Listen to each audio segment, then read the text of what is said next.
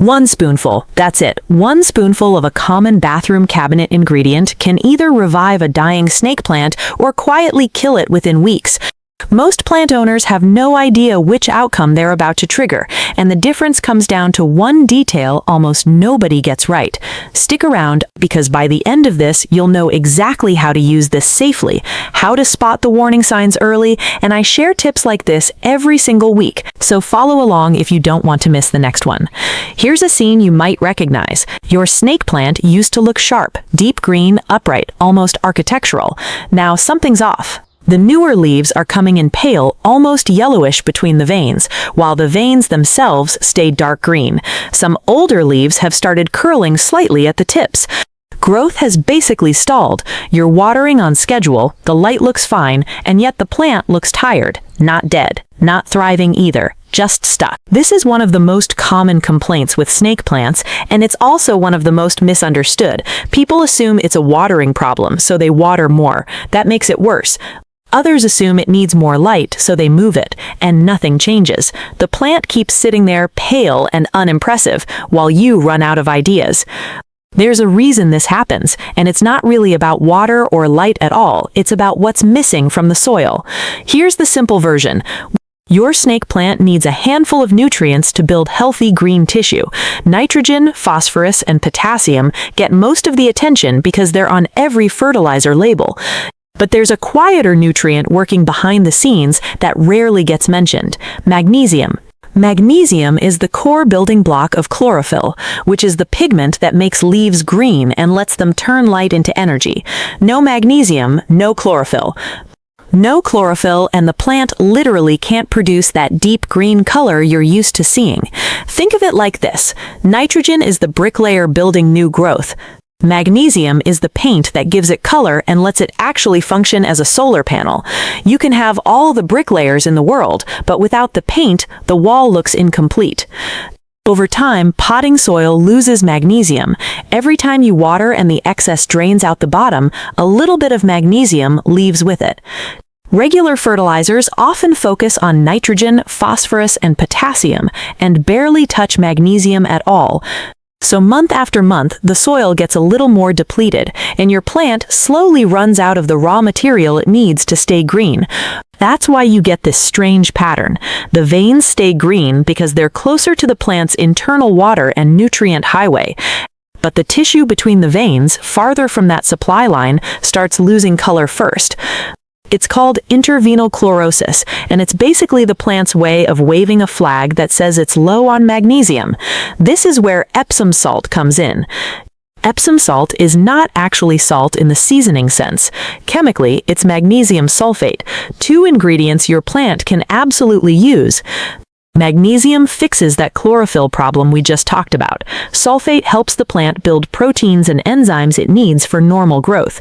Here's why this specific fix works so well for snake plants. Because magnesium sulfate is highly soluble, it dissolves completely in water and becomes instantly available to the roots. There's no waiting around for it to break down like some slow-release fertilizers. Mix it, water it in, and the plant can start using it almost immediately. But here's the part most people get wrong. They hear Epsom salt helps plants and assume more must be better. So they dump in a few spoonfuls, water heavily, and do it every week thinking they're speeding up recovery. Snake plants are succulents. They store water in thick, fleshy leaves, and they are extremely sensitive to salt buildup in the soil. Too much Epsom salt, too often, and you're not feeding the plant anymore. You're stressing its roots and setting it up for damage. The dose and the frequency matter more than almost anything else in this entire process, so let's get specific. Here's exactly how to do this correctly. Start with 1 tablespoon of Epsom salt. Not a spoonful eyeballed from the kitchen drawer, an actual measured tablespoon. Dissolve it completely into 1 gallon of room temperature water. This part matters. Undissolved granules sitting directly against the roots can cause localized burning, so stir it until the water looks completely clear with no crystals left at the bottom. Once it's fully dissolved, water your snake plant with this mixture the same way you'd normally water it. Pour slowly around the base until you see a little drainage coming out the bottom of the pot. Don't soak it beyond that. This isn't about drowning the roots, it's about delivering the mixture through the soil the same way a normal watering would. Do this once a month, not weekly, not every time you water. Once a month is enough for the plant to absorb what it needs without overwhelming the root zone with excess salts. A quick word on tools. You really only need 3 things: a tablespoon measure, a 1-gallon container or watering can, and warm water to help the salt dissolve faster. Nothing fancy required. Now, the mistakes to avoid. Never apply Epsom salt directly to dry soil in solid form. It needs to be dissolved first. Never increase the dose because you're impatient for results. More magnesium doesn't mean faster greening, it just means more stress on the roots. And skip this treatment entirely if your snake plant is sitting in soil that rarely dries out, since that's already a sign of drainage issues, and adding more moisture and salts on top of poor drainage is a recipe for root rot. This method tends to work best on mature snake plants that have been in the same soil for a year or more without repotting, since that's exactly when magnesium depletion becomes noticeable. It's less necessary for a plant that was repotted recently into fresh soil, because fresh potting mix usually still has a decent nutrient reserve. Let's go a little deeper into the actual biology here, because understanding this will help you recognize the signs in any plant, not just this one. Chlorophyll molecules are built around a single magnesium atom at their center. That's not a minor detail, that's the literal structural core of the molecule. Without magnesium, the plant cannot assemble chlorophyll correctly, no matter how much nitrogen, light, or water is available. This is why a magnesium deficiency shows up specifically as yellowing rather than wilting or stunted height. The plant isn't short on energy from a lack of trying. It's short on the actual pigment needed to capture light in the first place. Sulfate, the other half of Epsom salt, plays a supporting role. Plants use sulfur, which comes from sulfate, to build certain amino acids. Those amino acids are the building blocks of proteins, and proteins are involved in almost every process happening inside the plant, from forming new cells to running enzyme reactions that keep growth moving forward.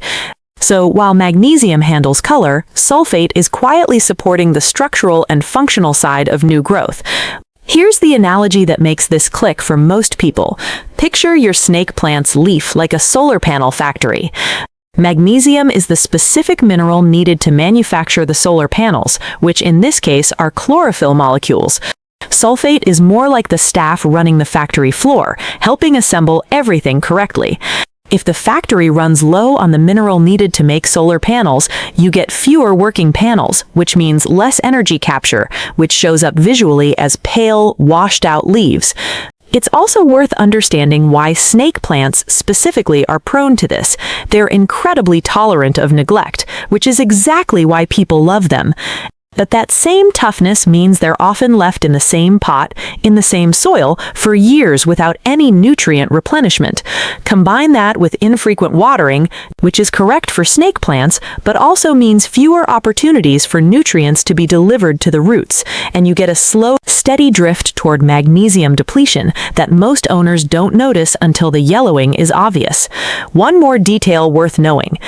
Magnesium deficiency is more common in plants watered with softened tap water, since water softeners often replace magnesium and calcium with sodium. If your household uses a water softener, this treatment becomes even more relevant, and you might need it slightly more often than the standard monthly schedule. While Epsom salt handles the magnesium side of things, a couple of companion habits will make a real difference alongside it. First, check your fertilizing routine. If you're already using a balanced houseplant fertilizer, keep using it as normal. Epsom salt isn't a replacement for fertilizer, it's filling a specific gap that most fertilizers leave open. Using both together, on their own separate schedules, gives your snake plant a more complete nutrient profile. Second, don't ignore the pot itself. Snake plants that have been in the same container for 3 or more years often have compacted soil that holds onto salts longer than it should, which can make any salt-based treatment, including Epsom salt, harder for the plant to process safely. If your plant hasn't been repotted in years, consider doing that before or instead of starting an Epsom salt routine, since fresh soil alone might solve the problem. And here's what not to do. Do not combine Epsom salt watering with excessive plain watering in the same week thinking you're helping the plant flush and absorb faster. That combination just increases the odds of waterlogged roots, which is far more dangerous to a snake plant than a mild magnesium deficiency ever was. Space things out. Patience matters more than intensity here. So what should you actually expect and when? In the first 1 to 2 weeks after your first treatment, don't expect dramatic change. The plant needs time to absorb and actually use the magnesium. What you might notice early on is that no new yellowing appears on fresh growth, which is already a good sign that things have stabilized. By the 3 to 4 week mark, existing pale leaves often start looking slightly less washed out, particularly newer growth that emerged after you started treatment. The deep green color tends to return gradually from the newest leaves backward, not all at once across the whole plant. By 6 to 8 weeks, with monthly treatments continuing, you should see a noticeable difference. New leaves coming in with strong, even green coloring, no intervenal yellowing, and growth that feels more active than it did before you started. If you're past 4 weeks with zero improvement, it might not be a magnesium issue at all. At that point, look at your light levels and check the roots for rot, since those two factors mimic similar symptoms and are far more common causes of a struggling snake plant than nutrient deficiency alone.